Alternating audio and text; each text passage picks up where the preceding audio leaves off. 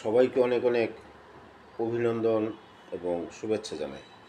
আজ ময়মনসিংহের গৌরীপুরের জমিদারদের ইতিহাস ও ঐতিহ্য নিয়ে কথা বলবো।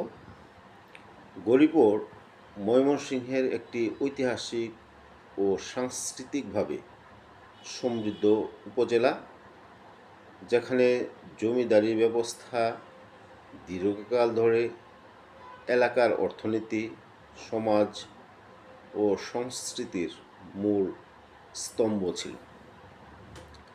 এই অঞ্চলের প্রধান জমিদার বংশ হল রায়চৌধুরী বা রায়চৌধুরী পরিবার, যা শ্রীকৃষ্ণ চৌধুরী বংশের শাখা থেকে উদ্ভূত হয়েছে। এই রায়চৌধুরী পরিবার গৌরীপুরের রাজবাড়ি আর শ্রীকৃষ্ণ চৌধুরী বংশের বারেন্দ্র ব্রাহ্মণ শাখা, এইগুলি থেকে তাদের উৎপত্তি। এই বংশের জমিদারি শুরু হয়েছিল আনুমানিক 1700 শতাব্দীর শেষভাগ থেকে, যখন মুঘল আমলের জায়গির ও পরগনা ব্যবস্থার মাধ্যমে সম্পত্তি অর্জন হয়। ওই সময় গৌরীপুরের জমিদাররা মূলত মোমেন সিং ও জাফর শাহী পরগনার অংশ নিয়ন্ত্রণ করতেন এবং শিক্ষা, সংস্কৃতি, সমাজসেবা ও স্থাপত্যের অসাধারণ অবদানও তারা রেখেছে। এই গৌরীপুরের জমিদারদের ইতিহাস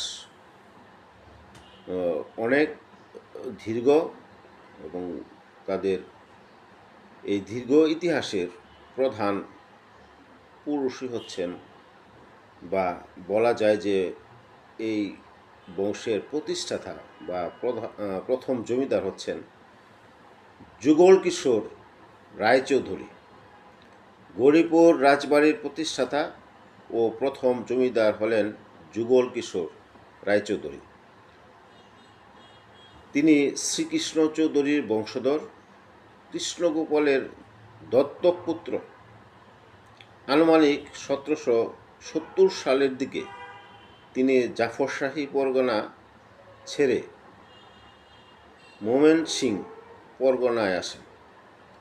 গৌরীপুর তখন জঙ্গলে পরিপূর্ণ ছিল। তিনি জঙ্গল পরিষ্কার করে ওইখানে শহর গড়ে তোলেন। তারপরে উনি বাসগৃহ নির্মাণ করেন। বাসগৃহ এবং এলাকাকে তিনি উন্নত করে জনবহুল করে গড়ে তোলেন ধীরে ধীরে। তার আমলে প্রতিষ্ঠিত হয় কালী মন্দির এবং এই ধরনের ধর্মীয় প্রতিষ্ঠান সহ সামাজিক কাজে উনি অংশগ্রহণ করেন। এই জমিদারের দুই পুত্র ছিল। প্রথম পুত্র হচ্ছে হরকিশোর রায় ও দ্বিতীয় পুত্র হচ্ছে শিবকিশোর রায়।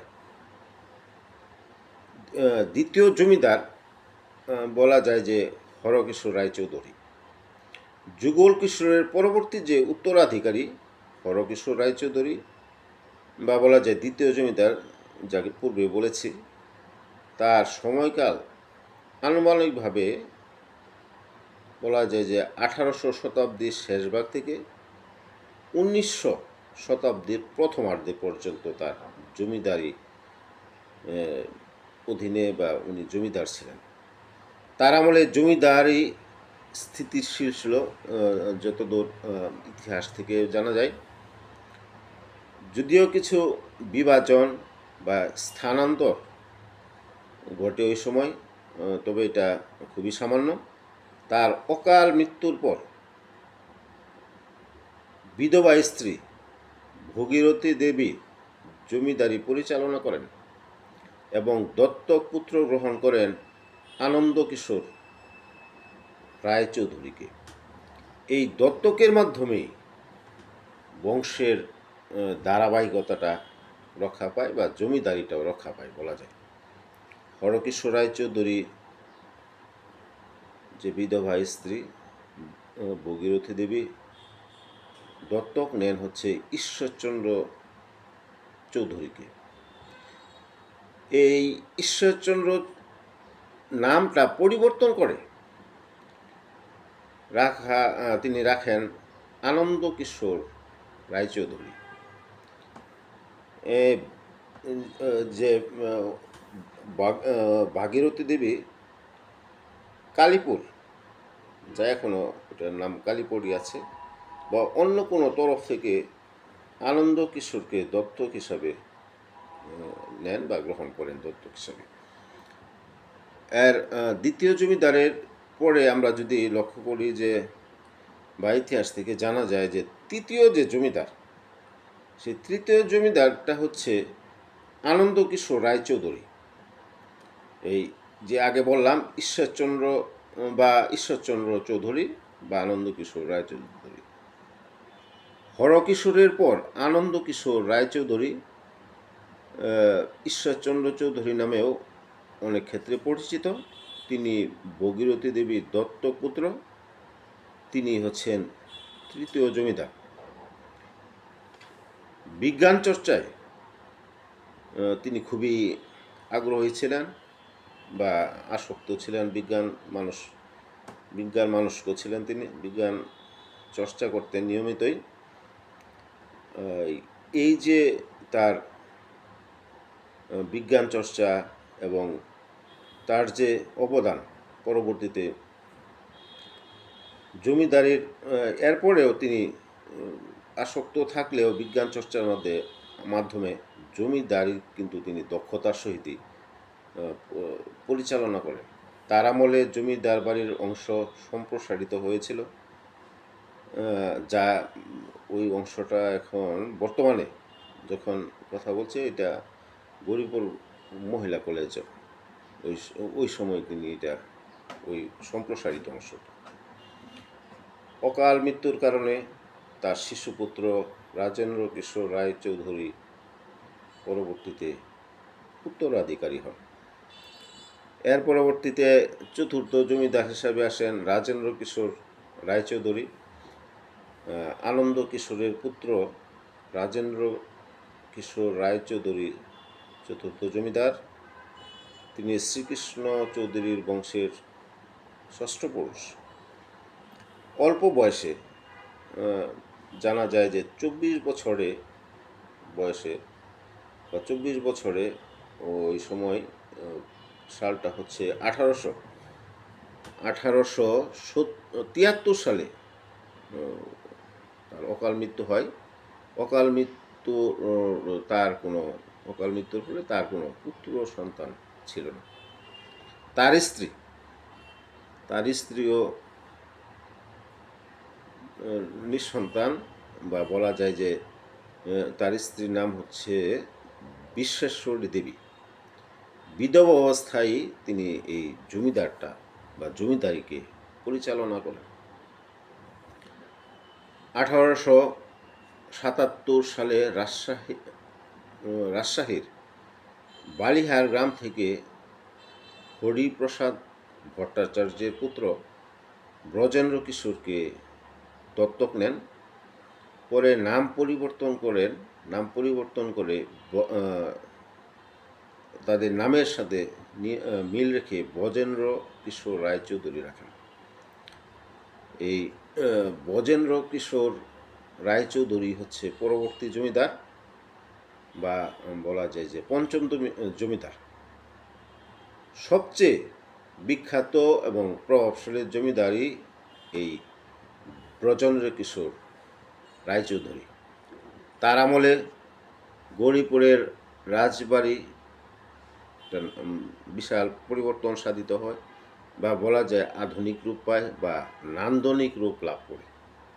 তিনি প্রখ্যাত সঙ্গীতজ্ঞ, লেখক, দানবীর, হিন্দুস্তানি শাস্ত্রীয় সঙ্গীতের পৃষ্ঠপোষকও ছিলেন।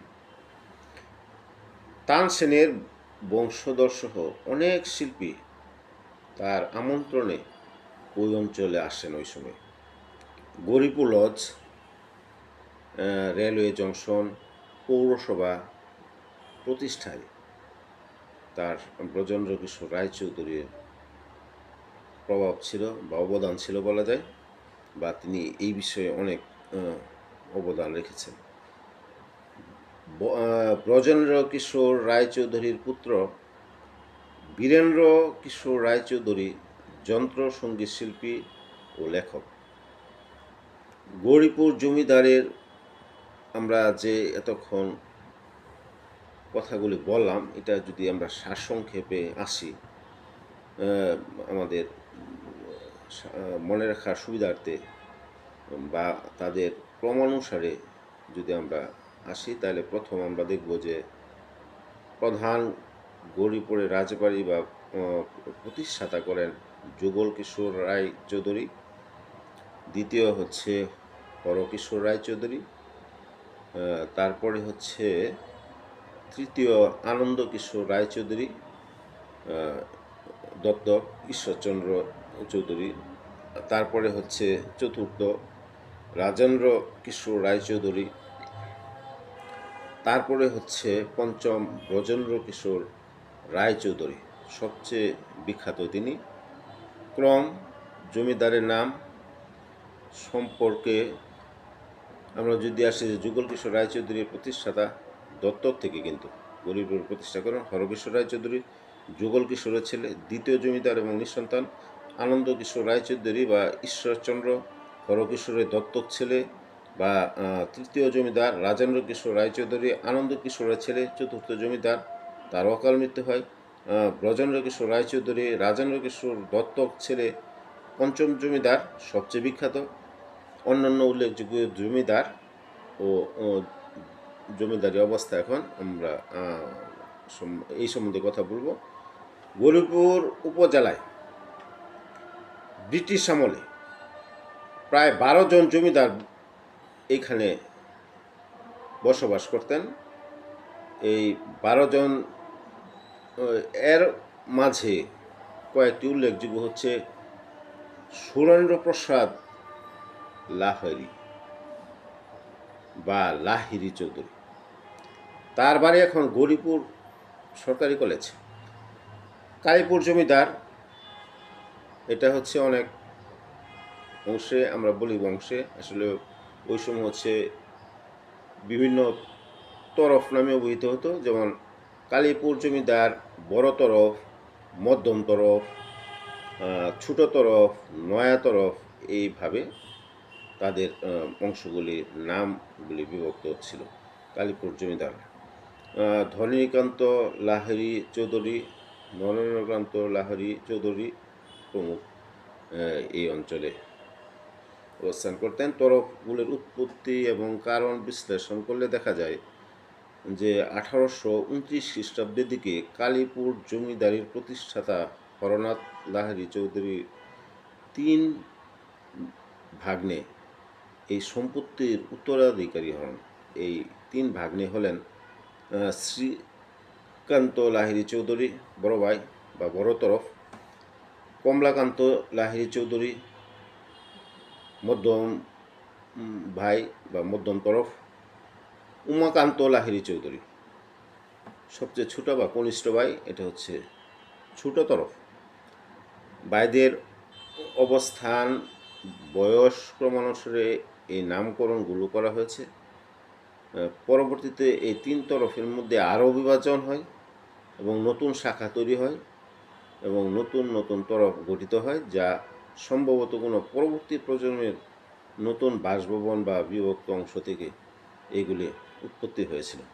কালীপুর জমিদারি থেকে মোট 5টি জমিদারি বা জমিদার বাড়ির উৎপত্তি হয়েছে। এগুলি হচ্ছে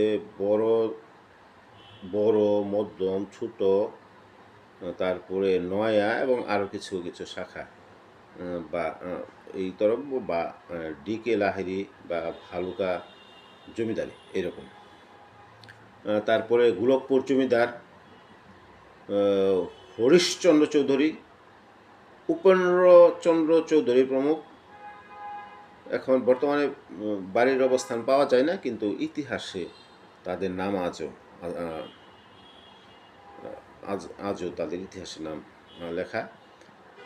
রামগোপালপুরের জমিদারের অংশ যদি আসি, সেখানে দেখব যে কাশী কিশোর রায়চৌধুরী সবচেয়ে খ্যাতিমান ওই জায়গায়, যোগেন্দ্র কিশোর রায়চৌধুরী, সৌরেন্দ্র কিশোর রায়চৌধুরী একই বংশের শাখা। বাড়ির তোরণ এখনও আছে, কিন্তু অবস্থা খুবই জরাজীর্ণ। ভবানীপুর জমিদার ভৈরবচন্দ্র চৌধুরী, প্রতিষ্ঠাতা সতীশচন্দ্র চৌধুরী, জ্যোতিষচন্দ্র চৌধুরী প্রমুখ। বাড়িগুলি আর এখন নাই, এগুলি কালের গর্ভে হারিয়ে গেছে। তারপরে আমরা লক্ষ্য করব অন্য অন্য কিছু জমিদারদের, যেমন কৃষ্ণপুর, ডৌহাখোলা, সেনাল জমিদার ইত্যাদি। জমিদার প্রথা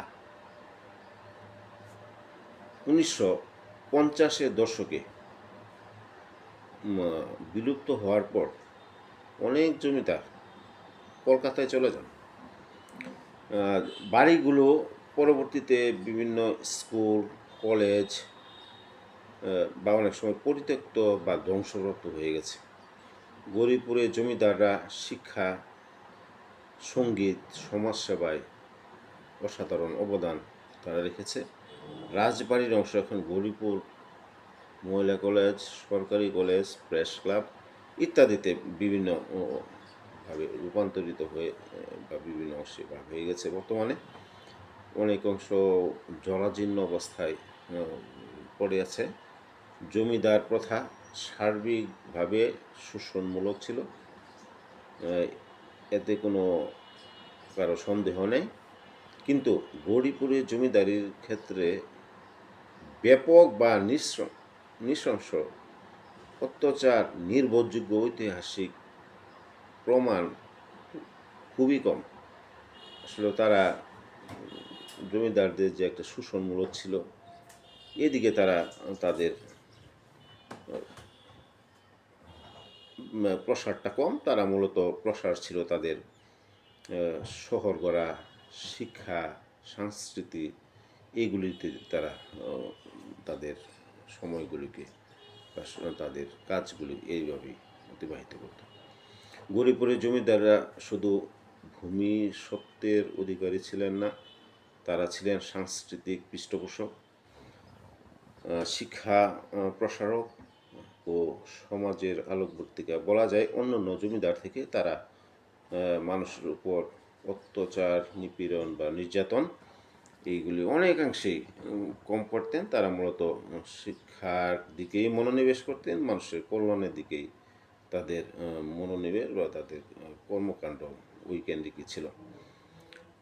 তাদের স্মৃতি আজও এলাকার ইতিহাসে উজ্জ্বল হয়ে আছে ওই অঞ্চলের মানুষের কাছে, যেন এক অমর তাদের গৌরব উজ্জ্বল ইতিহাস, যা অতীতের গৌরবকে বর্তমানের সাথে সেতুবন্ধন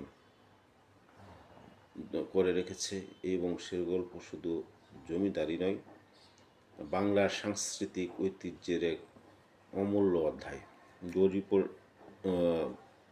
সৌরেন্দ্র কিশোর রায়চৌধুরী, এটা হচ্ছে রামগোপালপুরের শাখা। ময়মনসিংহের বারেন্দ্র ব্রাহ্মণ জমিদার বই লিখে বংশের ইতিহাস উনি সংরক্ষণ করেন। ওই জায়গা থেকে অনেক ইতিহাস, জমিদারদের ইতিহাস বই থেকেই পাওয়া যায়। উপরের তথ্য এবং বংশক্রমগুলো বিভিন্ন বই স্থানীয় ইতিহাসের উপর যতদূর সম্ভব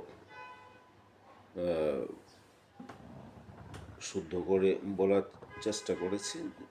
ইতিহাসগুলি আসলেও অনেক আগের, এগুলি সংরক্ষণ বা এগুলিকে সংগ্রহ করাও হচ্ছে এক দুরূহ কাজ। এগুলির ঐতিহাসিক ভিত্তি কোনগুলি আছে, লোকমুখে শোনা অনেক আছে, জনশ্রুতি আছে। এইভাবে একটা ইতিহাস প্রজন্মের থেকে প্রজন্ম স্থানান্তরিত হয়ে মানুষের ইতিহাসকে সমৃদ্ধ করে।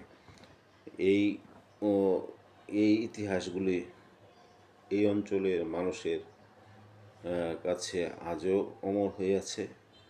বিশেষ করে ওই অঞ্চলের মানুষ এখনও ওই তাদের অবদানের কথা স্মরণ করে গৌরীপুরের জমিদারদের সম্পর্কে আজ এ পর্যন্ত। আরেকটু কথা না বললেই নয়, সেটা হচ্ছে যে আচার্য চৌধুরীর বংশ এবং রায় চৌধুরীর বংশ, এরা আসলে কিভাবে এই দুই বংশ আসলো বা দুই বংশ হলো বা এদের নামকরণই বা কী আসলো, এটা যদি অজানা থাকে আসলে ইতিহাসটা অনেক ক্ষেত্রে অপূর্ণতা থেকে যায়। এখন লক্ষ্য করব যে আসলে মুক্তাগাছার যে জমিদার ওই দিকে এবং এই গৌরীপুরের জমিদারের অবস্থাটা কি। প্রথমে মুক্তাগাছা জমিদার আচার্য চৌধুরীর বংশ এবং গৌরীপুরের প্রধান জমিদার রায় চৌধুরী পরিবার। এগুলো যারা ইতিহাস নিয়ে চর্চা করে বা গবেষণা করে, ওটা ওনাদের জন্য অত্যন্ত একটা তথ্যবহুল বিষয়। এর মধ্যে সরাসরি এই দুই জমিদারের ভিতরে সরাসরি রক্তের সম্পর্ক বা একই বংশীয় উৎস এরকম পাওয়া যায় না। দুটি বংশই বারেন্দ্র ব্রাহ্মণ সম্প্রদায়ের হলেও তাদের উৎপত্তি ও পরগনা কিন্তু ভিন্ন। মুক্তাগাছার জমিদারি প্রতিষ্ঠিত হয় শ্রীকৃষ্ণ আচার্য চৌধুরী দ্বারা। এটা হচ্ছে 1727 সালের দিকে আলাপ সিং পরগনায় তিনি জমিদারি পরিচালনা করতেন, যা ময়মনসিংহের সবচেয়ে প্রভাবশালী জমিদার ছিলেন উনি, এবং পরে মহারাজা উপাধি তিনি পান। অন্যদিকে যে আমরা এতক্ষণ বললাম যে অন্যদিকে যে গৌরীপুরের রায়চৌধুরী বংশের প্রতিষ্ঠাতা যুগলকিশোর রায়চৌধুরী 1770-এর দশকের উনি জাফর শাহী পরগনা থেকে এসে ময়মনসিংহ পরগনার জমিদারি করেন, যা শ্রীকৃষ্ণ বংশের একটি শাখা, যা কৃষ্ণগোপালের অনেকে আর কি কৃষ্ণগোপালের দত্তক পুত্র থেকে আগত। এটা এখন সরাসরি নয় কিন্তু পরোক্ষভাবে দত্তকের মাধ্যমে গৌরীপুরের কয়েকটি শাখা জমিদারির সাথে মুক্তাগাছার জমিদার বংশের পারিবারিক যুগ আছে। এটা কিন্তু রক্তের না, দত্তক হিসাবে গ্রহণের ফলে এই শাখা যুগ আছে। একটি ময়মনসিংহ অঞ্চলের জমিদারের ইতিহাসের একটি সাধারণ চিত্র বলা যায়। যদি সব জমিদারের ইতিহাস জানা যায় তাহলে দেখা যাবে যে দত্তকের মাধ্যমে তাদের বংশধারা বা জমিদারিটা অব্যাহত রয়েছে। এটি জমিদারি ইতিহাসের একটা ওই সময় সাধারণ চিত্র ছিল। দত্তক এবং আত্মীয়তার মাধ্যমে বংশগুলো যুক্ত হয়েছে ওই সময়। প্রচলিত কিংবদন্তি আছে একটা, সেটা হলো রাজা আদিশপুর।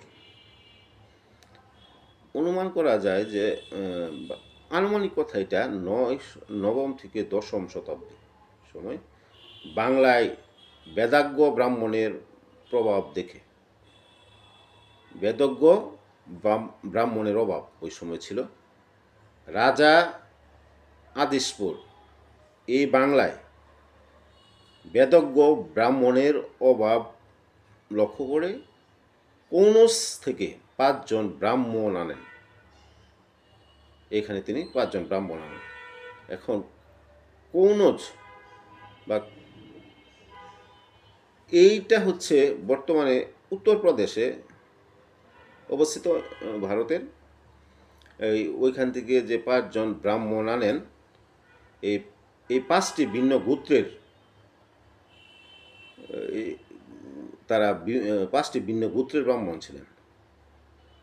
শালিশ্য, ভরদ্বাজ, কেশব, বাৎসব, শ্রাবণ এইরকম নামে পাওয়া যায় এখন ইতিহাসের ক্ষেত্রে লক্ষ্য করে। এদের এই যে 5 জনের বংশধারা বাংলায় ছড়িয়ে পড়ে এবং রাঢ়ী ও বারেন্দ্র শ্রেণীতে এরা বিভক্ত হয়ে হয়ে পড়ে বা বিভক্ত হয় এরা। আবার বলি যে রাঢ়ী ও বারেন্দ্র শ্রেণীতে এরা বিভক্ত হয়ে পড়ে। বারেন্দ্র ব্রাহ্মণ হলেন বাংলার ব্রাহ্মণ সমাজের একটি গুরুত্বপূর্ণ শাখা, যারা উত্তরবঙ্গের বরেন্দ্র অঞ্চলের সাথে যুক্ত এবং কনৌজাগত ব্রাহ্মণ ঐতিহ্যের ধারকেরা। এদের ইতিহাস জমিদারি ও সাংস্কৃতিক অবদান মাধ্যমে সমৃদ্ধ। গোত্র আর পদবীর ক্ষেত্রে এখন বিষয়গুলো জানা থাকলে আরও সুবিধা। এই বারেন্দ্র ব্রাহ্মণের প্রধান গোত্র সাধারণত 5টি। এই 5টি প্রচলিত গোত্রর ভিতরে আমরা প্রচলিত তাদের পদবী আছে: শাসিল্য, ভরদ্বাজ, কেশব, বাৎস, এই ধরনের নাম পাওয়া যায়, বা বাৎসব, সাবর্ণ। এই প্রচলিত তাদের পদবী বা উপাধি হচ্ছে যে লাহড়ি, সেনাল, ভাদুরী, মৈত্র, বাগচি, চৌধুরী, বিশেষ করে জমিদার পরিবারের মধ্যে এটা। অন্যান্য আছে হচ্ছে চক্রবর্তী, ভট্টাচার্য ইত্যাদি, কিছু কিছু ক্ষেত্রে এগুলি আছে। এরপর আমরা লক্ষ্য করব যে বারেন্দ্র ব্রাহ্মণ সম্প্রদায় বলতে বাংলার বর্তমান বাংলাদেশ ও পশ্চিমবঙ্গের অংশ। বারেন্দ্র ব্রাহ্মণ সম্প্রদায় আগে যেটা ছিল এটা বর্তমানে অবস্থান তার বাংলাদেশ ও পশ্চিমবঙ্গের অংশে একটি প্রধান ব্রাহ্মণ উপশ্রেণীকে বোঝায় এরা, যারা ঐতিহাসিকভাবে বারেন্দ্র ভূমি নামক অঞ্চলে বসবাস করতেন। এই অঞ্চলটি উত্তরবঙ্গের একটি প্রাচীন ভৌগোলিক অংশ, যা বর্তমানে রাজশাহী, রংপুর, দিনাজপুর, বগুড়া, পাবনা, নাটোর ও ময়মনসিংহের উত্তর অঞ্চল এবং ভারতের মালদহ, দক্ষিণ দিনাজপুরের কিছু অংশ নিয়ে গঠিত। এই অঞ্চলের নাম বরেন্দ্র থেকেই এই সম্প্রদায়ের নামকরণ হয়েছে, যার অর্থ হচ্ছে প্রাচীনকালে বৃষ্টি আহ্বানকারী বা বৃষ্টি সম্পর্কিত জাদুকর বলে মনে হয়। এগুলি হচ্ছে বিভিন্ন ইতিহাস থেকে পাওয়া যায়। ব্রাহ্মণরা কীভাবে আসছে এই দেশে, কীভাবে তাদের নামকরণ হয়েছে, কীভাবে তাদের উপাধি হয়েছে, এই বিষয়গুলি আছে।